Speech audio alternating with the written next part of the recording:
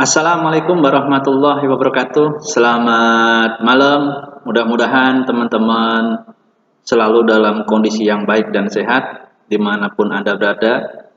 Terima kasih juga untuk seluruh teman-teman yang masih selalu mengikuti materi-materi di Mr. Santos Channel. Mudah-mudahan bisa terbantu dan bermanfaat. Oke, kita lanjutkan. Untuk materi kita sesi ini, kita lanjutkan materi yang kepemimpinan. Kemarin udah ada materi sesi 1 yang membahas tentang pengertian kepemimpinan, bedanya dengan manajemen atau fungsi antara leadership dan fungsi manajemen itu seperti apa. Nah, untuk sesi ini kita akan membahas sebenarnya kepemimpinan itu urusan siapa. Nah, terus apa itu memimpin? Nah, apakah kepemimpinan itu dengan kekuasaan sama atau beda? Terus ada juga prinsip-prinsip peran-peran kepemimpinan itu apa aja. Nah, contoh-contoh tipe-tipe kepemimpinan itu seperti apa atau apa aja. Nanti kita bahas dalam sesi ini. Untuk teman-teman terutama mahasiswa yang sedang mengambil mata kuliah ini, tolong diperhatikan. Nanti kalau ada hal-hal yang kurang jelas atau kurang paham, nanti kita diskusikan di WA paling cepat untuk responnya ataupun di forum diskusi di e-learning. Oke, kita mulai saja. Saya akan perbesar dulu slide-nya biar lebih mudah. Nah, target Anda dalam kuliah sesi ini itu minimal 3 ini. Nanti Anda harus mengetahui proyek dalam kuliah ini atau proyek kuliah ini itu Anda harus paham. Terus nanti Anda akan bentuk sebuah tim, ya. Yang berikutnya nanti Anda harus mengerti, memahami tugas-tugas Anda itu apa. Jadi dalam sesi ini minimal 3 ini yang harus target Anda. Yang pertama adalah Anda mengerti proyek kuliah ini apa, terus nanti Anda akan membentuk sebuah tim dan Anda memahami tugas-tugas Anda itu apa. Oke. Kita bahas kepemimpinan itu sebenarnya urusan siapa sih? Nah, kadang ada banyak sekali fenomena di lingkungan kita. Ada atasan dan bawahan, segala sesuatu yang berkaitan dengan keputusan perintah itu biasanya diarahkan ke atasan atau pemimpin atau ya orang yang di atas lah ya, bosnya. Kadang anak buahnya cuek banget, nggak mau tahu, pokoknya kerja, apalagi kalau ada yang sedikit orangnya agak apa, ABS, asal bos senang. Wah. Jadi kita harus tahu sebenarnya kepemimpinan itu urusan siapa sih? Nah, jadi kepemimpinan teman-teman itulah urusan setiap orang. Walaupun teman-teman itu bawahan, itu juga menjadi urusan teman-teman. Ya. Kalau Anda tidak peduli dengan siapa yang memimpin Anda, terus Anda tidak terlibat dalam kepemimpinan yang dia jalankan, berarti Anda itu termasuk bawahan atau pengikut yang pasif. Sedangkan kepemimpinan yang bagus itu ada partisipasi dari bawahannya atau pengikutnya. Ada masukan, ada saran, dan lain sebagainya. Jadi kepemimpinan itu adalah urusan setiap orang, teman-teman, termasuk urusan Anda. Walaupun Anda bawahan, jadi kepemimpinan di dalam organisasi atau lingkungan Anda itu adalah urusan Anda juga. Jadi teman-teman janganlah jadi pengikut yang pasif, harus ikut menjadi pengikut yang aktif. Oke, kita lanjutkan. Pemimpin siapa dan di mana? Nah, kita harus tahu teman-teman. Kita diskusikan siapakah seorang pemimpin itu, kegiatan apa saja yang membutuhkan seorang pemimpin. Sebutkanlah pemimpin-pemimpin besar yang Anda kenal dalam sejarah. Nah, teman-teman mahasiswa nanti diskusikan. Siapakah seorang pemimpin itu? Terus kegiatan apa saja yang harus atau yang membutuhkan seorang pemimpin? Sebutkan pemimpin-pemimpin besar yang Anda kenal dalam sejarah. Nah, teman-teman mahasiswa nanti sebutkan. Nah, teman-teman yang lain di luar sana tidak apa-apa kalau mau ikut diskusi. Nanti tinggal masuk aja di kelas kami, ya. Kita lanjutkan. Apa itu kepemimpinan? Pada sesi awal, sesi 1 kemarin kita udah bahas secara umum kepemimpinan adalah sebuah proses di mana proses itu mempengaruhi sekelompok individu untuk menjalankan atau mewujudkan tujuan bersama. Tapi kita akan bahas kembali teman-teman, biar lebih jelas, lebih paham kembali. Banyak cara untuk menjawab pertanyaan ini, namun marilah kita tinjau langkah demi langkah. Salah satu cara memahami apa itu kepemimpinan adalah dengan membedakannya dari manajemen. Nah, kemarin kita sudah bahas perbedaan antara fungsi manajemen dan fungsi leadership atau kepemimpinan. Oke, teman-teman. Jawablah di bawah ini ada kalimat-kalimat atau pernyataan termasuk leadership atau manajemen. Nah, nanti teman-teman coba jawab ya. Memelihara struktur dan sistem itu leadership atau manajemen ya. Wawasan jangka pendek, kegiatan kontrol, menjawab pertanyaan bagaimana dan kapan ya. Jadi pertanyaannya bagaimana dan kapan, mengikuti pola yang sudah ada, mempertahankan status quo, peran dan fungsi lebih penting daripada personnya atau individunya. Memusatkan diri pada manusia-manusianya, wawasan jangka panjang, memberi inspirasi dan kepercayaan, menjawab pertanyaan apa dan mengapa, menciptakan pola baru, menantang status quo, person lebih penting daripada fungsi dan perannya.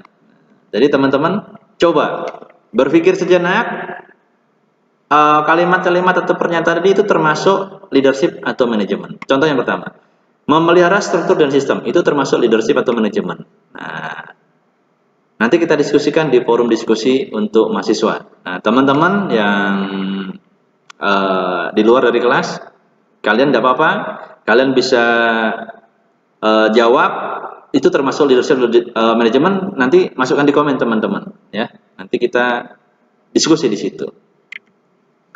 Cermatilah bedanya antara manajemen dan leadership. Manajemen adalah doing thing right. Kalau leadership adalah doing right thing. Nah, kalau dalam bahasa penjabaran yang lebih mudah dipahami, manajemen itu adalah melakukan hal atau sesuatu dengan benar. Jadi kalau kita dikasih tugas itu kita jalankan dengan benar. Nah, itulah manajemen teman-teman. Ya, doing thing right. Nah, kalau leadership atau kepemimpinan adalah doing right thing. Jadi melakukan hal yang benar. Nah, kalau teman-teman pahami ini beda banget teman-teman ya antara manajemen dan leadership. Jadi teman-teman harus bedakan antara doing thing right dan doing right thing. Kalau doing thing right melakukan sesuatu dengan benar. Nah, kalau doing right thing itu melakukan hal yang benar. Oke? Jadi teman-teman agak bingung mungkin ya yang logikanya belum dapat, agak bingung. Jadi teman-teman harus fresh, jangan stres ya. Belajar itu jangan stres. Yang pertama adalah tertarik dulu. Ya, makanya saya munculkan penampakan saya ini ya mudah-mudahan bisa membantu sedikit lah. Jangan stres melihat penampakan saya, tapi fokuslah pada materi saya. Oke, teman-teman. Manajemen fungsinya udah kita bahas di sesi pertama. Saya sebutkan di situ ada POAK, planning, organizing, actuating, dan controlling. Nah, di sini actuatingnya nggak tertulis teman-teman. Sebenarnya ada satu lagi fungsi manajemen, itulah evaluating, ya, evaluasi. Setelah kita jalan semua, nanti kita evaluasi, ya. Nanti tambahkan sendiri di situ, ya. Kalau leadership adalah vision building atau strategi, kita akan membuat sebuah visi. Alignment people, aligning people, dan communicating. Atau yang berikutnya adalah motivating atau inspiring, ya. Itu bedanya teman-teman antara manajemen dan leadership. Nah, coba teman-teman pikirkan gitu ya. Apakah yang lebih dari leadership dibanding manajemen? Dalam hal ini adalah gini teman-teman. Jangan berpikir manajemen itu lebih rendah dibandingkan leadership. Bukan hal tersebut. Tapi coba pikirkan apa yang menjadi lebih dari leadership dibanding manajemen. Nah, coba dipikirkan ya. Kita lanjutkan, apa itu memimpin? Memimpin adalah suatu tindakan untuk menggerakkan orang-orang ke arah tujuan tertentu. Gerak ini dapat terjadi dengan atau melawan keinginan orang yang dipimpin. Jadi gini teman-teman. Memimpin itu adalah menggerakkan ke arah tujuan tertentu. Yang digerakkan siapa? Itu adalah bawahan atau orang-orang yang kita pimpin. Nah, dalam menggerakkan itu, mengarahkan atau memerintah itu belum tentu searah sejalan dengan keinginan orang yang kita pimpin. Ada pro dan kontra. Walaupun pro dan kontra, yang namanya pemimpin pasti tetap akan mengarahkan atau menggerakkan orang-orang tersebut ke arah tujuan tertentu. Dengan kata lain, memimpin adalah dengan sengaja mempengaruhi perilaku atau tindakan orang lain atau suatu kelompok. Ya, jelas ya teman-teman ya. Kita lanjutkan. 3 aspek memimpin. Dulu, sekarang, akan datang. Nah, bahasa kerennya gitu. Jadi dulu ya, zaman lampau, zaman sekarang, yang akan datang. Kok jadi kayak dirijen gini ya teman-teman ya. Ini ekspresi nggak sengaja ini ya. Masa silam, memimpin berarti bersama pengikut mengerjakan atau melaksanakan tugas. Jadi bareng-bareng di masa silam itu. Masa kini, pemimpin berarti mempengaruhi pengikut untuk mencapai tujuan tertentu. Jadi teman-teman bisa lihat fenomena di sekitar kita, sekeliling kita, yang di depan mata kita. Saat ini pemimpin itu mempengaruhi pengikutnya. Kita ayo untuk mencapai tujuan tertentu. Masa depan, memimpin berarti menengahi kepentingan, lingkungan, dan kebutuhan pribadi pengikutnya. Jadi pada saat yang akan datang, memimpin itu diartikan menengahi antara kepentingan lingkungan atau kepentingan bersama ya dengan kebutuhan pribadi pengikutnya. Ya, jadi teman-teman harus membedakan kepentingan umum dan kepentingan pribadi. Nah, di sini menarik teman-teman. Kepemimpinan itu termasuk ilmu atau seni? Atau dibalik, kepemimpinan itu termasuk seni atau ilmu? Nah, untuk menjawab itu, teman-teman harus tahu dulu, apa itu ilmu, apa itu seni. Nah, ilmu adalah, ya, atau ilmu itu memberi kita pengetahuan tentang mekanisme, proses, struktur yang bisa diramalkan. Karena ilmu menghasilkan pengetahuan tentang hukum-hukum atau asas. Nah, itu ilmu ya, teman-teman. Berbeda dengan ilmu, seni tidak akan mengikuti pola-pola yang sudah ada, melainkan kreatif dan inovasi menemukan yang baru dan unik. Jadi kepemimpinan itu termasuk seni atau ilmu. Nah, jadi kepemimpinan itu teman-teman itu tidak seni atau tidak ilmu. Jadi kepemimpinan adalah ilmu sekaligus seni. Nah, jadi dua-duanya teman-teman. Kenapa disebut seperti ilmu sekaligus seni? Jadi kepemimpinan adalah ilmu sekaligus seni memimpin orang lain. Mengapa demikian? Nah, seseorang pemimpin tidak hanya harus mengetahui pola-pola atau hukum hubungan dengan orang lain yang menjadi pengikutnya, melainkan juga harus berani mengambil resiko kalau ia melanggar pola-pola yang ada. Nah, jadi teman-teman, jadi pemimpin itu nggak cuma punya ilmunya. Ilmu itu dalam arti gini, dia udah mengetahui antara hukum-hukum apa, asas-asas normal yang berlaku. Dia harus memiliki jiwa seni juga, karena ada beberapa tindakan yang harus diambil pemimpin yang kadang agak bertentangan dengan hukum. Dalam hal ini adalah hal-hal yang positif ya. Kalau pemimpinnya selalu melanggar hukum itu harus ditangkap teman-teman. Itu berarti bukan seorang pemimpin, tapi hanya yang merongrong untuk kerukunan atau kenyamanan bersama. Yang dibahas di sini adalah kepemimpinan itu adalah ilmu sekaligus seni. Dikatakan ilmu sekaligus seni, seorang pemimpin itu harus mengetahui, memiliki pengetahuan tentang hukum, asas-asas untuk menggerakkan atau mempengaruhi bawahannya. Dan kadang tindakan yang dilakukan tersebut itu harus siap menanggung atau mengambil resikonya. Karena beberapa pasti ada yang sedikit bergesekan dengan pola-pola yang ada atau hukum yang ada. Ya. Jadi yang disebut di sini adalah melanggar ini dalam konteksnya positif teman-teman ya. Nanti teman-teman cari, ada nggak yang melanggar hukum itu konteksnya positif? Artinya berani mengambil risiko atas apa yang dilakukannya. Kenapa kepemimpinan disebut ilmu sekaligus seni? Ya. Berikutnya kekuasaan. Menurut Thomas Hobbes, kekuasaan alamiah berdasarkan pada ciri-ciri istimewa dari tubuh dan pikiran manusia.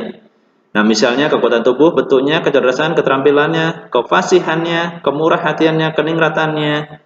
Namun kuasa artifisial mencakup sarana-sarana dan alat-alat untuk meningkatkan kekuasaannya. Jadi menurut beliau teman-teman, kekuasaan itu pada ciri-ciri istimewa yang ada pada dirinya. Contohnya gini, pada zaman dulu, jadi cerita nih. Pada zaman dulu, teman-teman ingat istilah pakainya apa? Prinsip di hutan. Siapa yang kuat, dia menjadi pemimpin atau dia yang berkuasa. Siapa yang lemah, dia akan menjadi pengikutnya. Nah, kalau enggak, siapa yang kuat dia yang makan, ya lemah ya enggak makan gitu ya. Nah, kita ambil contohnya singa lah. Raja singa itu memiliki keistimewaan ciri-ciri tubuhnya, misalnya. Dia badannya, kekuatan fisiknya luar biasa, sehingga semuanya menganggap singa adalah si raja hutan. Nah, itu contohnya, ilustrasinya, biar teman-teman lebih mudah memahaminya. Nah, pada kekuasaan untuk hal luas, itu juga sama. Di sana ada ciri-ciri tubuh dan pikiran manusia. Pada kekuatan tubuhnya, bentuknya, kecerdasannya, keterampilannya, kefasihannya, kemurah hatiannya, keningratannya, atau kekayaannya, itu yang bisa menjadi orang yang berkuasa. Karena memiliki keistimewaan tadi, pada ciri-ciri istimewa dari tubuh dan pikiran manusia. Nah, kalau kasih contoh singa, itu hanya ilustrasi teman-teman, ya. Yang kita bahas adalah manusia. Nanti contoh biar teman-teman lebih mudah memahaminya. Oke, kita lanjutkan kembali. Kepemimpinan dan kekuasaan. Kekuasaan menurut Max Weber, kemampuan atau potensi untuk mempengaruhi orang lain kalau orang ini juga melawan. Contohnya begini. Di situ contohnya ada guru, terus dokter, ayah, dan lain sebagainya memiliki potensi ini. Nah, jadi saya jelaskan seperti ini. Misalnya seorang ayah atau papa atau bapak memiliki seorang putra. Nah, kadang putranya ini kalau diarahkan ke hal yang baik karena dia belum paham baik dan benar, kadang putranya ini agak melawan. Nah, dengan melawannya putra ini, seorang ayah itu harus mempengaruhi anaknya ke arah yang lebih baik lagi. Nah, itulah kekuasaan menurut Max Weber. Jadi kemampuan atau potensi untuk mempengaruhi orang lain. Juga kalau orang ini melawan. Nah, tadi saya contohkan seperti itu. Nah, contohnya di sini ada dokter, guru, ayah, dan lain sebagainya. Kadang bawahan kita itu belum, atau anak kita, atau mungkin murid kita, belum mengerti mana hal yang benar, mana hal yang salah. Makanya kita harus mempengaruhi mereka ke hal yang lebih baik. Berikutnya, kekuasaan Raven itu ada pada satu expert power, dua adalah referent power, terus ada legitimate power, ada reward power, ada coercive power. Jadi kekuasaan itu ada terletak pada itu teman-teman, ada pengetahuan, ya, terus ada wibawa, ada posisi legitimate power, ada imbalan atau reward power, dan ada sanksi. Apakah pemimpin atau kepemimpinan itu sama seperti kekuasaan? Nah, kita coba. Kepemimpinan berhubungan dengan kekuasaan. Karena seorang pemimpin juga harus memakai pengaruh atas orang lain. Jadi kepemimpinan itu bukan kekuasaan, teman-teman. Jadi kepemimpinan itu adalah berhubungan dengan kekuasaan. Karena di dalam memimpin atau seorang pemimpin juga harus mempengaruhi orang lain atau bawahannya. Atau memakai pengaruhnya untuk mempengaruhi orang lain. Lanjutan. Nah, di sini ada kepemimpinan dan paksaan. Nah, harus tahu paksaan itu apa. Paksaan adalah pemakaian kekuatan fisik, baik fisik ataupun psikis, untuk menghasilkan perubahan. Kekuatan yang dipakai bisa berupa ancaman, hukuman, teror, manipulasi, dan lain sebagainya. Paksaan biasanya dipakai jika pengaruh atau kuasa sudah mulai lemah. Orang yang kehilangan di bawah biasanya cenderung memaksa. Nah, kepemimpinan, garis bawahi teman-teman, kepemimpinan bukanlah paksaan. Ya, jadi kepemimpinan itu bukan paksaan, teman-teman. Kalau Anda di lingkungan Anda ada seorang pemimpin yang selalu memaksa, itu sebenarnya itu adalah pemimpin itu sudah mulai kurang apa ini ya? Kurang powernya itu, kuasanya itu udah mulai berkurang, atau dia udah mulai merasa krisis untuk pengaruhnya. Jadi kepemimpinan itu bukan paksaan. Jadi seorang pemimpin yang memaksa justru kehilangan pengaruhnya. Karena paksaan lahir dari ketidakberdayaan untuk mengatur bawahannya. Jadi kalau dia udah memaksa-maksa itu, teman-teman, berarti itu secara tidak langsung itu dia udah nggak berdaya dalam mengatur bawahannya. Ya. Jadi kalau teman-teman di sana, di lokasi Anda, di tempat Anda, di lingkungan Anda, ada pemimpin yang suka maksa-maksa, sebenarnya itu dia udah nggak berdaya dalam mengatur bawahannya, makanya dia menggunakan paksaan. Nah, ya, teman-teman nanti bisa nilai sendiri untuk pemimpin Anda. Berikutnya ada spiritualitas kepemimpinan. Memimpin berarti mampu memutuskan tepat dengan berani mengambil resiko. Karena berkaitan dengan keputusan, kepemimpinan harus didasari dengan spiritualitas. Seorang pemimpin harus memiliki hubungan personal dengan Allah agar keputusan yang diambilkan dapat dipertanggungjawab di hadapan Allah atau Tuhan Yang Maha Esa. Jadi teman-teman, jadi kalau Anda seorang pemimpin atau Anda yang memiliki sifat kepemimpinan, minimal Anda memiliki spiritualitas yang bagus. Karena ingat teman-teman, apapun yang Anda lakukan, apapun yang Anda kerjakan, nanti akan dimintai pertanggungjawabannya oleh Tuhan Yang Maha Esa. Jadi, kalau Anda memiliki ilmu spiritualitas yang bagus, Anda pasti siap untuk mempertanggungjawabkan atas apa yang sudah Anda kerjakan. Nah, tapi apabila Anda tidak memiliki spiritualitas yang bagus, nanti Anda pasti akan bingung pada saat mempertanggungjawabkannya di hadapan Tuhan, ya. Berikutnya, spiritualitas adalah sumber kekuatan dalam memimpin. Seseorang yang memiliki hubungan personal yang dalam dengan Tuhan akan memiliki kepercayaan diri yang sehat serta kerendahan hati yang baik untuk memimpin. Jadi teman-teman, kalau ibaratnya gini, teman-teman antara pemimpin yang ilmu agamanya bagus dengan yang yang mungkin kurang bagus, pasti ada bedanya teman-teman. Kalau yang ilmu agamanya kurang bagus itu akan bahaya sekali teman-teman. Dia akan playing God. Dia akan merasa bahwa dialah yang paling benar, dialah yang paling hebat, tanpa mau menerima saran ataupun masukan dari bawahannya, dan juga menggunakan beberapa atau berbagai hal yang penting tujuannya tercapai, tanpa berpikir suatu saat nanti akan dimintai pertanggungjawaban atas apa yang dia kerjakan di hadapan Tuhan, ya. Jadi teman-teman, terutama mahasiswa saya, jika Anda jadi pemimpin, Anda juga harus mengasah kemampuan spiritualitas Anda yang baik, supaya nanti jika dimintai pertanggungjawaban, Anda bisa mempertanggungjawabkannya. Kita lanjutkan kembali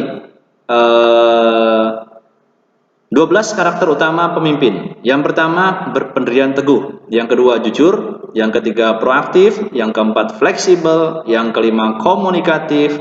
Yang seterusnya, berpikiran terbuka, cerdas, percaya diri, antusias, teratur, evaluatif, penuh penghargaan. Nah, jadi teman-teman, penuh penghargaan itu banyak, bisa diartikan banyak teman-temannya. Contohnya begini. Apabila Anda menjadi seorang pemimpin, ya, ada bawahan Anda yang sudah bekerja dengan baik, Anda harus berikan penghargaan. Penghargaan itu tidak perlu dalam bentuk nominal ataupun barang. Dengan Anda mengucapkan selamat, congratulations, dan lain sebagainya, itu adalah sebuah penghargaan yang luar biasa, yang tidak bisa dinilai dengan materi, ya. Jadi teman-teman, 12 karakter utama ini apabila teman-teman jadi seorang pemimpin itu harus dimiliki. Oke, kita lanjutkan. Tipe-tipe kepemimpinan. Tipe otoriter, autokratis, dominator. Dalam tipe ini pemimpin bertindak diktator pada bawahannya, cenderung melakukan pemaksaan dalam menggerakkan kelompoknya. Di sini kewajiban dari bawahan adalah mengikuti dan menjalankan perintah. Tidak ada saran atau tidak boleh ada saran dan bantahan dari bawahan. Mereka diharuskan patuh setia secara mutlak kepada pemimpinnya. Kendali penuh ada pada pemimpin. Jadi kalau digambarkan itu adalah arrow-nya hanya satu arah, ke bawah aja teman-teman, dari bawah ke atas nggak bisa. Contoh dari tipe kepemimpinan ini adalah Adolf Hitler, ya, Muammar Gaddafi, Saddam Hussein, Husni Mubarak, dan lain-lain. Nanti teman-teman bisa menyebutkan contoh atau pemimpin dengan tipe otoriter seperti ini. Jadi tipe ini teman-teman, bawahan itu nggak bisa memberikan saran, usul, dan lain masukan dan lain sebagainya teman-teman. Jadi perintahnya itu hanya dari atas, dari mutlak dari atas harus dikerjakan oleh bawahannya. Kita lanjutkan. Tipe demokratis. Tipe kepemimpinan demokratis adalah kebalikan dari otoriter. Di sini pemimpin ikut berbaur dan berada di tengah-tengah anggotanya. Hubungan yang tercipta tidaklah kaku seperti majikan dan bawahan, melainkan seperti saudara sendiri. Pemimpin selalu memperhatikan kebutuhan kelompoknya dan mempertimbangkan kesanggupan kelompoknya dalam menjalankan tugas.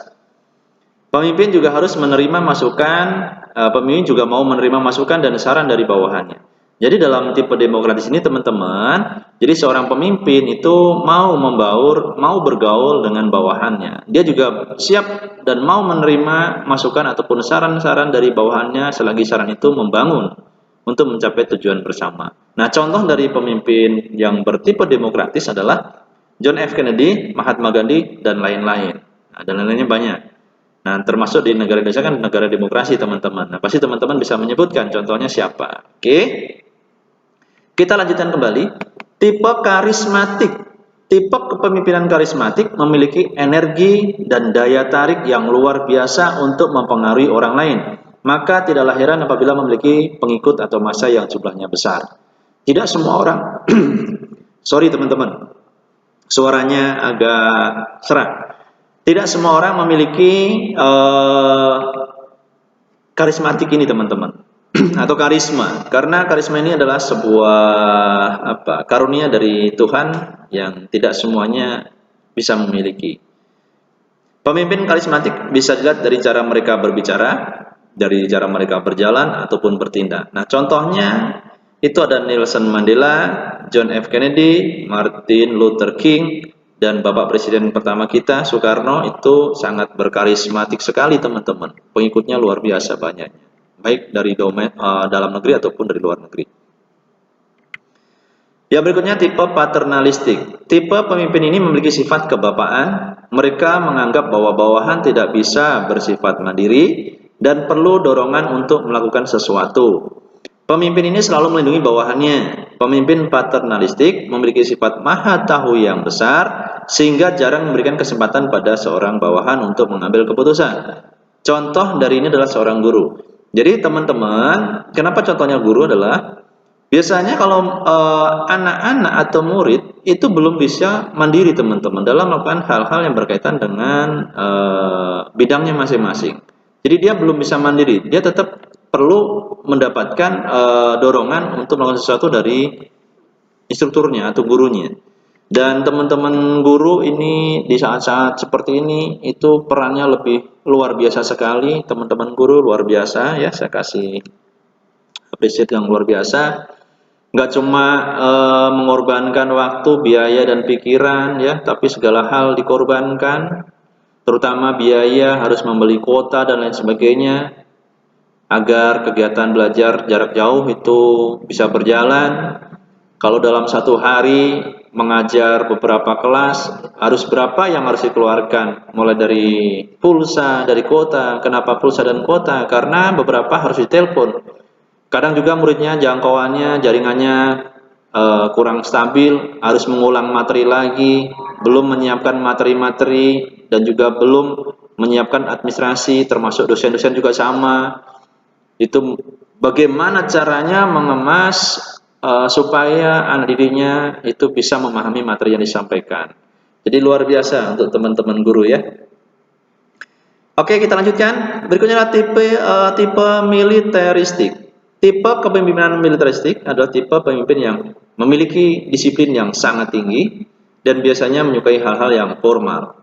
Jadi merupakan sistem komando untuk menggerakkan bawahannya untuk melakukan perintah. Nah, contohnya itu Bapak Soekarno. Jadi teman-teman, tipe militeris itu pasti sangat jelas sekali lah. Komandonya kalau bilang hormat gerak, nggak mungkin anak buahnya lencang kanan ataupun lencang depan ya. Semuanya tetap hormat. Nah, jadi sangat disiplin sekali, dan apa yang menjadi komandonya itu adalah harus diikuti oleh bawahannya ya. Komando dalam menggerakkan bawahannya itu untuk melakukan perintah. Menggunakan pangkat dan jabatan untuk mempengaruhi bawahannya untuk bertindak ya. Dalam militer kan seperti itu, teman-teman. Kita lanjutkan kembali. Seorang pemimpin memiliki beberapa peran. Yang pertama adalah bersikap adil atau arbitrating, memberikan sugesti atau suggesting, memberi atau mendukung tercapainya tujuan atau supplying objektif, menjadi katalisator atau catalyzing, menciptakan rasa aman atau providing security, sebagai wakil organisasi atau representing, sumber inspirasi atau inspiring, bersikap menghargai atau praising. Nah, jadi teman-teman nanti apabila menjadi seorang pemimpin, nah peran-perannya harus tahu ya. Ada bersikap adil, memberikan sugesti, mendukung tercapainya tujuan, menjadi katalisator, menciptakan rasa aman untuk semua. Sebagai wakil organisasi, menjadi sumber inspirasi. Kadang itu ada seorang bawahan atau rakyat atau masyarakat ataupun pengikut, itu melihat sosok pemimpin itu akan menjadi sebuah inspirasi buat mereka. Bersikap menghargai segala apapun itu. Nah, kuliah kepemimpinan. Nah, untuk apa kuliah kepemimpinan? Atau teman-teman dalam kuliah kepemimpinan itu mendapatkan apa? Ya. Jadi, teman-teman nanti meraih kompetensi teoritis atau knowledge. Anda mengetahui model-model dan prinsip-prinsip kepemimpinan yang diterapkan dalam berbagai bidang pekerjaan Anda sekarang dan masa depan. Terus, meraih kompetensi praktis, Anda dirangsang untuk mengembangkan bakat dan visi kepemimpinan Anda sendiri. Melalui apa? Tadi udah ada tugas, nanti akan membentuk sebuah tim project. Anda membentuk tim, terus nanti akan mendiskusikan hal-hal yang tadi udah disampaikan ya. Nanti kita coba ulas kembali. Bagaimana kuliah ini berlangsung? Kuliah ini berlangsung ada dari dua sisi. Yang pertama dari sisi pengajar, Anda mendapatkan materi standar yang harus Anda kuasai sebagai kompetensi teoritis Anda. Dari sisi Anda sendiri, Anda membentuk tim untuk melaksanakan tim project tertentu yang hasilnya nanti dipresentasikan dan dilaporkan dalam bentuk paper. Nah, ini tadi yang saya sampaikan tadi. Nanti yang di sini meraih kompetensi praktis, Anda dirangsang untuk mengembangkan bakat dan visi kepemimpinan Anda sendiri. Nah, di sini nanti mulai Anda akan mengembangkan bakat Anda. Anda akan membentuk sebuah tim project.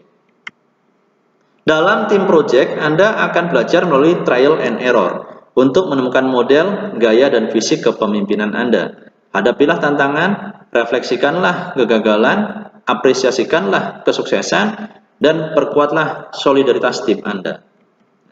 Anda boleh menyebut tim Anda dengan nama tim Martin Luther King, tim Mahatma Gandhi, tim Che Guevara, tim Mawar Putih, tim Quantum, dan lain sebagainya. Terserah Anda, pilihlah nama yang bisa Anda ingat karena memotivasi Anda. Dalam kuliah selanjutnya, kelompok Anda akan menjelaskan mengapa memilih nama itu. Terima kasih. Mudah-mudahan teman-teman yang sedang mengambil untuk mata kuliah leadership atau kepemimpinan ini bisa memahaminya dan membantu untuk belajar jarak jauh. Dan teman-teman yang di luar dari kelas ini mudah-mudahan juga sama, bisa bermanfaat juga, bisa menambah wawasan juga. Apabila ada hal-hal yang kurang berkenan, mohon dimaafkan, mohon dimaklumin ya. Pokoknya kita bareng-bareng, kita bersama, kita majukan pendidikan di negara kita dengan cara berbagi wawasan.